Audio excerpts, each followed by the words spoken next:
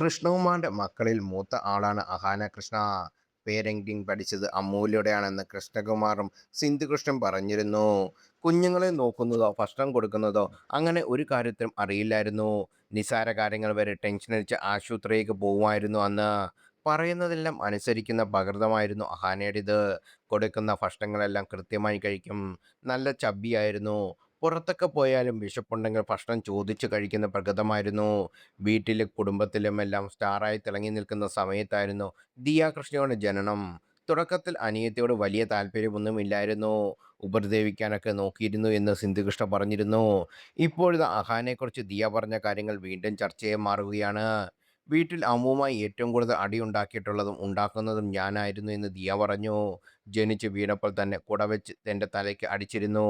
Attention പെട്ടെന്ന് കിട്ടാതായപ്പോഴുള്ള പ്രശ്നമായെന്ന് തോന്നുന്നു. കാരണം വീട്ടിൽ സ്റ്റാർ ആയിരുന്നുവല്ലോ. എൻ്റെ വീട് അപ്പൂപ്പൻ്റെയും സിനിമയിൽ മരുന്നൊക്കെ അടിക്കുന്നില്ലേ, ഇതിനകത്ത് കുട കൊണ്ട് അടിച്ചു. അമ്മുവിന് അന്ന് ജുവനൈൽ ജയിലിനകത്ത് കൊണ്ടുപോയില്ലേ, വീട്ടുകാർ അവളെ മുറിക്കകത്ത് പൂട്ടി. ആ മുറിയിൽ ജുവനൈൽ ജയിലാക്കി മാറ്റുകയും ചെയ്തു. അതുകൊണ്ട് ആൾ രക്ഷപ്പെട്ടു എന്നാണ് ദിയ പറഞ്ഞത്. അഹാനേക്കാളും നല്ല ക്യാരക്ടർ ദിയയുടേതാണ്.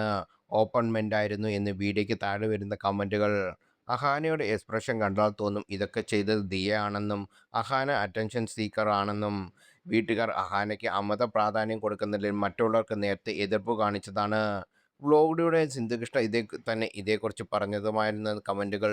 നിരവധി പേരാണ് വീഡിയോയ്ക്ക് താഴെ അഭിപ്രായം രേഖപ്പെടുത്തുന്നത്. വ്ലോഗിൽ കാണുന്ന പോലെ അല്ല അഹാന എന്നും ലൈഫിൽ അഭിനയിക്കുന്ന ആളാണെന്ന് വിമർശനങ്ങൾ നേരത്തെ ഉയർന്നിരുന്നു.